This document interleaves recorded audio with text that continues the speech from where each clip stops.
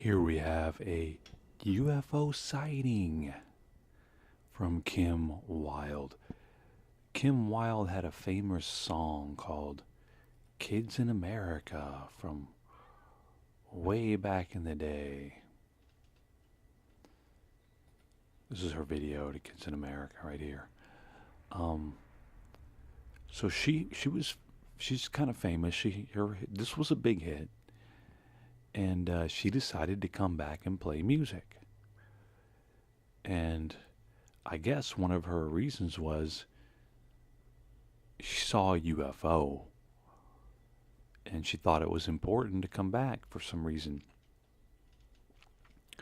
Now, she claims she had an encounter with a UFO in 2009. I looked up in the sky and saw this huge bright light behind a cloud. Brighter than the moon, but similar to the light from the moon, she said.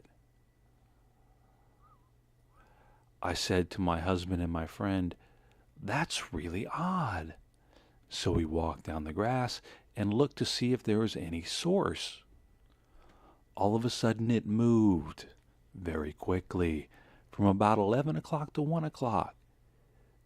Then it did just that, back and forth for several minutes. Whenever it moved, something shifted in the air, but it was silent, absolutely silent. Now, Kim said she thinks about the moment every day. So she saw a light in the sky that stayed there for several minutes, and it moved back and forth with no sound. And it haunted her to the fact where she thinks about it every day, and somehow it inspired her to make a comeback. Now, a lot of people don't believe in these UFO stories. They don't believe in them. And what I ask is, picture this. Somebody's robbing a bank with a mask on. Okay, they have a mask on inside the bank. All right? They walk out of the bank, and right as they get past the camera in the bank, they take the mask off. Now they turn a corner out of the bank, and on the side of the building, Kim Wilde is standing there. And Kim Wilde sees the bank robber's face. Now, the bank robber gets away, and the police show up, and the police say, well, they question the people inside the bank, and they say, "What'd you see?" And they say, "Well, the guy had a mask on." And then they look at the tape, and what do they see? Nothing but the guy with the mask on. So Kim Wilde says, "Well, I saw the guy. He came out of the bank, and he was carrying a bag, and he had a mask in his hand. I didn't know at the time what it was, but now I know. I think that's him. I think that's the bank robber." So they take a description from Kim Wilde. She says this is what he looked like. And then they get some suspects, and they line him up in the classic police lineup, and they bring in Kim, and they say, "Kim, what does he look like? What does the bank robber look like, Kim?" And she says, "That's him right there. That's the guy." And then they go to trial, and they say, will you testify?" She goes, "Yes, I'll testify." They go to trial. She testifies, and the guy gets 25 years in prison from her eyewitness account of the bank robber.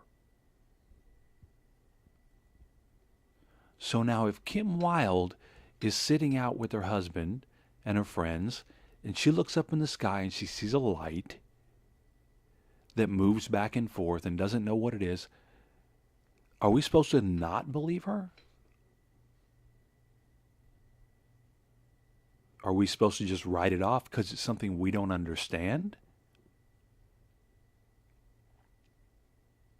Why is it that UFO people, or people that see UFO witnesses, they just get written off like you don't know what you're talking about? But if they were used to identify a person, that person they identified could go to jail for 25, 30, maybe even life on their eyewitness testimony. Are we supposing that Kim Wilde doesn't know what a light looks like in the sky? That she doesn't know what the moon looks like? That she can't tell if a light is making a movement? Because all she says is she saw a light and it moved back and forth for several minutes. A huge bright light behind a cloud, brighter than the moon, that moved back and forth. So is she not able to identify a light? This is the problem with UFO sightings. People just don't take them seriously, but they'll be more than happy to take you seriously if you eyewitness a guy in a crime. And you could send him to jail for 25, 30 years. But when Kim Wilde sees a UFO, well, it's not taken seriously. But I don't think that there's any reason not to take something like this seriously. We don't necessarily have to identify it as being something, but I think that in these cases of eyewitness accounts, that there's really no reason not to take them seriously. And as far as me personally taking Kim Wilde seriously about this account, I do.